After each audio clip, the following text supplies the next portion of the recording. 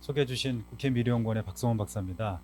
이 교육의 봄 현장에 와 보니까 너무 따뜻하고 편안한 분위기를 마련해 주셔서 이렇게 편안하게 얘기를 좀 해드릴 수 있을 것 같습니다.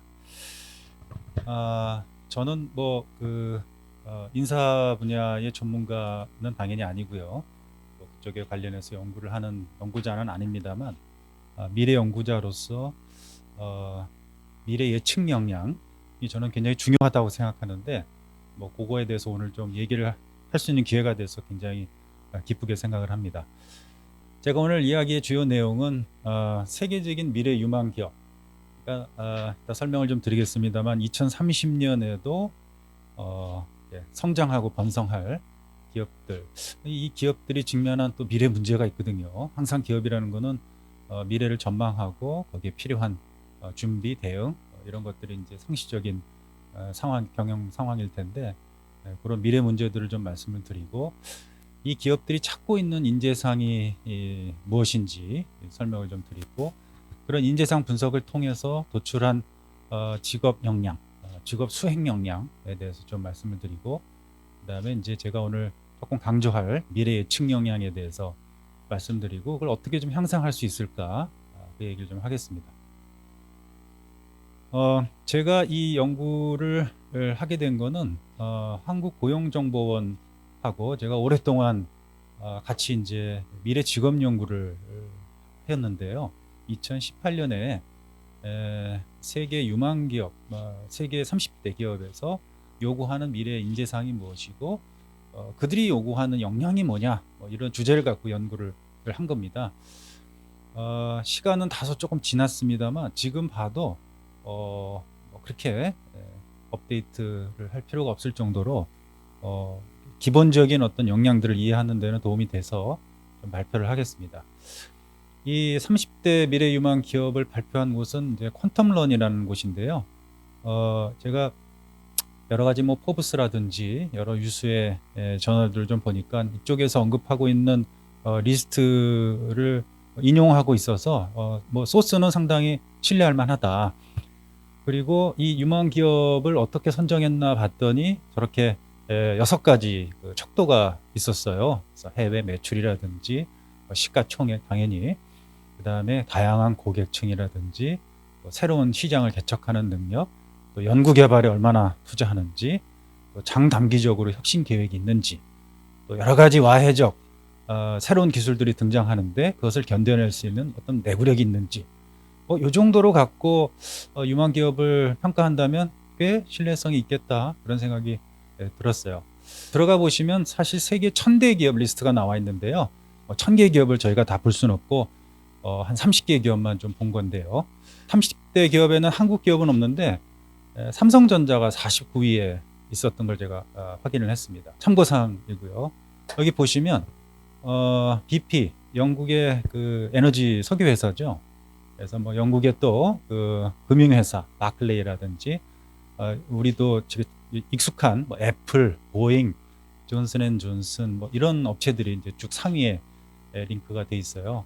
이 화면을 제가 보여드린 이유는 현재 여러 가지 문제를 기업들이 풀고 있지만 앞으로 다가올 미래 이슈들도 굉장히 경영에 중요한 문제다. 앞으로 여러분들이 이런 기업에 들어가길 원한다면 이 기업에서 직면하고 있는 생각하고 있는 주요한 미래 이슈가 뭔지 정도는 좀 이해하고 갈 필요가 있겠다. 예를 들면 BP 같은 경우에는 재생에너지, 기후변화 이거 한창 우리가 지금 논의하고 있는 거죠. 또 블록체인이라든지 또 배터리, 그다음에 애플 같은 데서는 신세대 연구, 탈물질 세대, 제너레이션 Z 이런 거. 그다음에 당연히 인공지능, 재사용 로켓, 또 우리 사회에서 지금 급격하게 진행되고 있는 고령화라든지 또 존슨앤존슨 보니까 되게 재밌는 게 뇌 임플란트, 또 기억 제거 이런 것들이 사실 지금 가능하다고 합니다. 그런 것도 지금 굉장히 그 다가올 미래 이슈로 보고 있고요. 그다음에 퀀텀 컴퓨팅이라든지 또 가상현실, 새로운 에너지원으로 지금 주목받고 있는 토륨이라든지 또 아시아, 아프리카의 경제 성장 이런 것도 저 기업들에서 지금 눈여겨보고 있는 미래 이슈죠. 조금 더 볼까요? 보면 항노화 기술이라든지 맞춤 의료, 경제적 사회적 양극화 문제 이런 것도 중요한 거고, 로켓 상용화 이건 뭐 이미 미국의 그 일반 아마존이라든지 그런 데서 지금 로켓을 보내서 일종의 우주 여행을 일상화하겠다, 이런 것도 지금 우리가 목격하고 있는데, 우주 개발에 대해서 한국이 지금 열심히 투자하고 있습니다. 이번에 나로 발사된 것도 아마 보셨을 텐데 저것도 우리에게 또 중요한 문제가 되기도 합니다. 한 장을 더 넘겨서 또 예방 의료라든지, 또 흥미로운 거는 그 제약회사인데요. 엘리 릴리. 거기에서 이제 노인 세대의 정치력, 노인 세대에 의해서 민주주의의 중요한 의사결정을 한다 그래서 실버 데모크라시라는 말을 하는데, 노인 세대가 증가하면서 그들이 정치력을 이용해서 뭔가 그들에게 필요한 약 이런 것들을 좀 빨리 개발하는 어떤 패스트 트랙 뭐 이런 것들을 요구할 가능성이 있다. 이 노인 세대가 어떤 욕구를 갖고 있고 어떤 니즈가 있는지를 파악하는 것도 되게 중요한 문제고요. 그다음에 코카콜라 같은 데에서는 대한 식품, 식물, 고기, 뭐 곤충, 먹는 곤충 또 이런 것들 이제 중요하고, 그다음에 이제 GMO 식물이라든지, 몬산토는 이제 화학회사인데요. 여기 보니까 뭐 빨리 자라는 가축류, 뭐 버티컬 지하 농장, 뭐 이런 것도 굉장히 주목하고 있는 미래 이슈로 보입니다. 자, 이제 좀 정리를 해보면요, 이 30대 기업, 1000대 기업으로 확대해도 마찬가지고요. 앞으로 더 이렇게 번성할 기업들의 산업계를 보면 오늘 에너지, 금융, 정보통신, 보건의료, 화학, 그다음에 플러스 우주항공. 그러니까 앞으로 유망할 직업이 뭡니까라고 저에게 혹시 물어보면 저는 그냥 이 얘기를 하겠습니다. 이 너무 당연하게도 에너지부터 화학은 인간 생존 조건이에요. 에너지는 뭐 인간의 이동, 산업 전반에 필요한 거죠.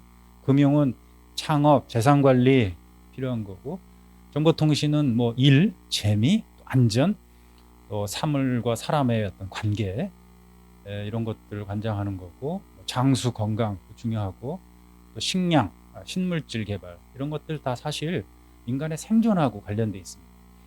근데 또 재밌는 거는 우주항공은 인간 생존 조건의 확장으로 볼 수 있어요.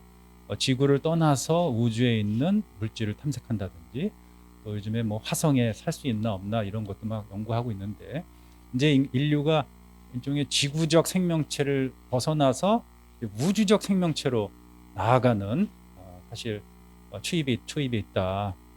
그렇다고 하는 거는 우리의 몸으로 우리가 갖고 있는 어떤 정보 기술력으로는 현재는 우주로 가기에는 불가능할 것 같고, 우리의 몸도 바꿔야 될 것 같고, 우리의 몸이 여러 개가 될 수도 있을 것 같고, 컴퓨터 알고리즘이 로봇으로 적용이 돼서 그 로봇이 우주로 가는 그런 경우도 상상할 수 있고, 그래서 나의 몸과 정신이 확장되는 어떤 추세, 그런 것도 좀 우리가 엿볼 수 있다고 생각합니다. 그래서 이제 이 기업들이 찾고 있는 인재상이 뭔지 저희가 한번 둘러봤는데요. 예를 들면 이제 뭐 BP라든지 애플, 보잉 이런 데 저희가 홈페이지를 다 들어가 보고요. 그 다음에 이제 그 홈페이지마다 각 섹션들이 있죠. Job, Career, People. 그런 데서 이제 들어가 보면 여러 가지 또 정보들이 있습니다. 그 다음에 각 기업에서 내놓은 홍보 자료, 또 직원 임원 인터뷰 이런 거 아마 잡 서치하셨던 분들은 아마 한 번씩 다 보셨을 거예요. 그 다음에 이제 구인 구직 사이트도 외국에 많고요. 거기에서 이런 이제 그 외국 기업들을 쳐 넣으면 해당 기업에서 어떤 역량을 갖춘 인재를 채용하는지 또 정보가 나와 있고, 심지어는 이제 퇴사한 직원들이 알려주는 그 기업 내 생존법. 나 애플에서 일했는데 거기서 생존하려면 이런 역량이 필요해. 거기서는 어떤 실적을 보여줬을 때 승진한다. 뭐 이런 인터뷰들도 나와 있습니다. 이제 그런 자료들을 수집해서 어떤 인재를 원하는지를 좀 알아봤는데요. 이 기업들이 직원을 채용할 때 자주 묻는 질문들을 조금 이제 범주하면 요 5가지 정도 볼 수 있습니다. 어디서나 이런 문제들을 볼 수 있는데요. 이제 기업들이 그 잡 인터뷰한테 대략 한 10년 후에 당신이 하는 일이 어떻게 변화될지 좀 예상할 수 있습니까? 또는 당신이 하는 일에서 앞으로 새로운 어떤 문제가 등장할까요? 남들이 하지 않았던 일을 그게 되게 새로울 텐데 그런 일을 계획하고 주도할 수 있습니까? 더 나은 의사결정을 위해서 필요한 정보를 수집할 수 있나요? 그리고 마지막으로 타 부서 팀원이나 다른 직종에 있는 직업인들과 소통할 수 있나요? 이런 질문들을 이렇게 공통적으로 물어보는 것 같아요. 여기서 이제 좀 더 구체적으로 이제 들어가겠죠. 근데 보시면 그 전 화면에서 이제 변화, 예상, 새로운 문제, 새로운 일, 더 나은 정보 뭐 이런 것들이 그쪽에서 원하는 키워드라고 볼 수 있습니다. 그래서 이제 저희가 일일이 그런 것들을 홈페이지를 찾아가서 이제 다 확인을 해본 작업을 했는데요. BP에서는 뭐 실험 정신을 중시한다든지, 마클레이 같은 데서는 예측력을 갖춘 인재, 애플은 독창적 생각, 특이하게 보잉은 팔방미인형 인간을 원한다 이런 그런 것도 있습니다. 그다음에 인텔은 뭐 혁신, 그죠? 그다음에 뱅크 오브 차이나 같은 데서는 창의성, 자기주도성, 뭐 이런 것들이 저희가 이제 그런 정보들을 수집하면서 이 친구들이 어떤 인재를 원하는구나 그런 거를 수집을 하게 된 거죠. 그래서 이제 이것들을 종합을 해서 저희 연구진들의 회의를 통해서 이제 이 역량을 15가지로 한번 범주한 겁니다. 1번부터 뭐 15번까지 순서는 중요한 건 아니고요. 그냥 이렇게 쭉 보니까 이 기업들에서 이런 역량을 원하더라. 대응력, 다양성 포용, 그다음에 호기심, 그다음에 전체 조망력, 그다음에 현장 친화성. 이것도 되게 재밌죠. 현장 친화성. 그다음에 위기 대처 능력. 그리고 팔방미인, 아까 보잉에서 원했던 이게 이제 지식과 경험이 많아서 일정 수준 이상의 성과를 내는 능력. 어디에 갖다 내놔도 이 친구는 일정 이상의 성과를 낸다. 뭐 이런 것들을 팔방미인으로 정의를 해봤고, 열정, 또 기업가 정신, 미래 예측력이 있고요. 보면 또 자기 혁신도 있고, 통찰적 사고력, 그다음에 기계와의 협업 능력, 이런 것도 요즘에 되게 중요하다고 하죠. 그다음에 인지적 부담 관리. 요거는 이제 여러 정보의 홍수 속에서 능숙하게 자신의 어떤 그 인지적 수용력을 관리하는 능력을 말하는 거고요. 그다음에 회복 탄력성. 이렇게 15가지의 역량을 외국계 기업에서 앞서 말씀드린 그 30대 외국 기업에서 원하고 있구나. 이렇게 정리를 좀 해봤습니다. 그리고 나서 그걸 이제 한국에 적용을 해야 되는 문제가 있는데요. 우리가 어떻게 적용을 했었냐면 이 정부 들어서 8대 혁신성장 산업군을 발표를 했습니다. 보면 바이오 헬스부터 시작해서 미래 자동차, 드론, 에너지 신산업, 핀테크, 스마트팜까지. 거기에서 일하시는 분들 전문가 247명을 이제 온라인 조사를 했는데요. 15가지의 역량을 제시하고 247명의 전문가들에게 미래 직업 능력에서 가장 필요한 역량이 뭡니까? 이 역량을 당신이 속하고 있는 그 분야에서는 보유하고 있습니까? 이 2가지의 질문을 드렸어요.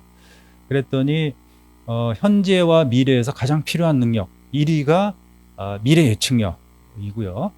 그다음에 이제 그 다학제간 지식 융합력. 요거는 현재 필요한 거는 10인데 미래에는 제일 필요하겠다. 이렇게 미래 예측력과 공동 1위가 됐고, 그다음에 3위는 데이터 분석 및 활용 능력, 그다음에 공동 4위는 전체 조망력, 통찰적 실행력. 이제 이런 것들을 꼽았는데 흥미로운 것은 이제 미래 예측력은 현재의 필요도와 현재의 보유도 간의 격차가 1입니다. 이 얘기는 뭐냐면 현재 이 능력을 갖춘 사람은 적다. 근데 앞으로는 많이 필요할 것 같다. 이런 얘기인 거죠. 제가 이제 마무리 한 7, 8분을 이제 미래 예측 역량을 향상하는 방법. 제가 이제 미래 연구자니까요. 저는 이제 다양한 시민들, 학생들, 뭐 중고등학교 학생들 해서 이제 미래 예측에 참여시키고 어떤 역량이 향상되는지를 제가 이제 관찰도 하고 실험도 하고 하는데 미래 예측 역량을 향상하는 방법에 대해서 간략히 좀 설명을 좀 드려보겠습니다. 제가 얼추 따져보니까 한 15년 정도 미래학도 배우고 또 미래 연구를 한 것 같아요. 지금까지 당신은 뭘 배웠습니까? 라고 물어본다면 저는 이제 2가지를 제시를 할 것 같아요. 첫 번째는 미래를 맞추려고 노력하면 틀립니다. 근데 미래를 다양하게 보려고 노력하면 정확하게 예측해요. 이거는 제 얘기가 아니라 다수의 미래 연구 저널에서 나오는 문헌들을 갖고 제가 지금 말씀을 드리는 거고, 그래서 미래학을 영어로 번역을 할 때요, Futures Studies 이렇게 얘기합니다. 그러니까 Future라는 미래 그 단어 뒤에 복수형 s를 붙여요. 그 얘기는 미래는 단선적으로 어떤 하나의 미래가 지배적으로 다가오지 않는다. 다양한 미래의 가능성들이 있다. 다양한 미래의 가능성들을 염두에 두는 것부터가 미래 예측의 시작이다. 미래가 다양하다고 생각하는 사람일수록 미래를 오히려 더 정확하게 본다. 이렇게 말씀드릴 수 있을 것 같습니다. 두 번째 제가 미래학에서 배운 거는 일종의 함수식으로 좀 표현을 한다면, 미래라는 거는 어떻게 형성되냐? 비전과 실현 조건이 만나면 미래가 형성된다. 그래서 미래라는 거는 되게 쉽습니다. 뭐가 쉽냐면은 현재 내가 갖고 있는 꿈을 현재 조건에 실현하면, 현재 조건에서 실현하면 그게 내 미래가 돼요. 그래서 제가 의사가 되고 싶은 꿈이 있다. 그러면 의대에 가야죠. 그죠? 근데 비전만 있고 실현 조건이 없는 사람도 있어요. 그거는 공상에 가까워요. 이루어지지 않습니다. 그 꿈은. 근데 반면에 실현 조건만 중시하고 비전을 무시했을 경우에는 그냥 어제나 오늘이나 내일이나 똑같은 일을 할 가능성이 높아요. 그거는 변화에 뒤처지는 삶이 되는 겁니다. 그러니까 강조하고 싶은 거는 꿈과 실현 조건, 비전과 컨디션을 잘 조합해야 아주 단단한 미래가 만들어진다. 이렇게 말씀을 드릴 수 있을 것 같아요.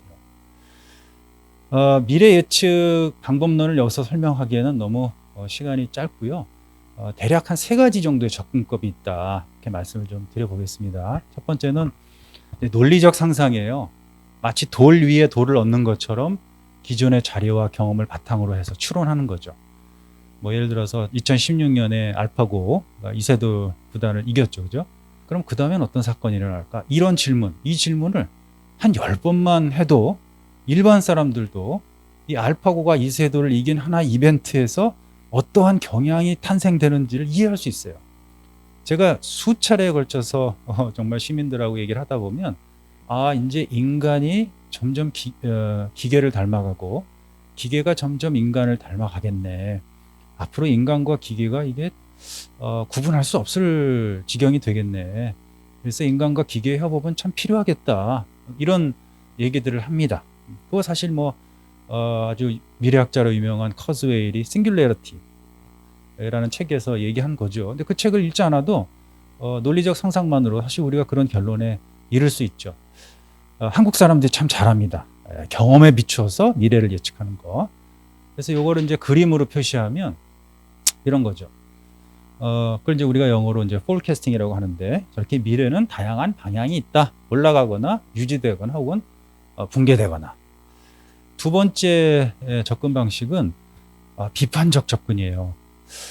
우리가 어떤 문제를 풀고 싶다 할 때 이미 그 사람은 미래 연구자입니다. 왜냐하면 그 문제를 풀 대안은 아직 존재하지 않는 거죠. 그러니까 내가 어떤 대안을 내겠다고 하는 거는, 그거는 크리티컬 띵킹이에요. 크리티컬 이미지네이션인 거죠. 어떤 두려움 혹은 걱정, 문제에서 출발하는 거죠. 그래서 이걸 풀 수 있는 어떤 대안, 솔루션을 내가 내보겠다 하는 거, 굉장히 중요한 미래학적 상상이라고 볼 수 있습니다. 요거를 이제 그림으로 표시하면 저기 이제 제일 오른쪽 위에 BAU라고 있는데, 그게 Business as usual. 이대로 간다면 우리 사회가 도달할 지점.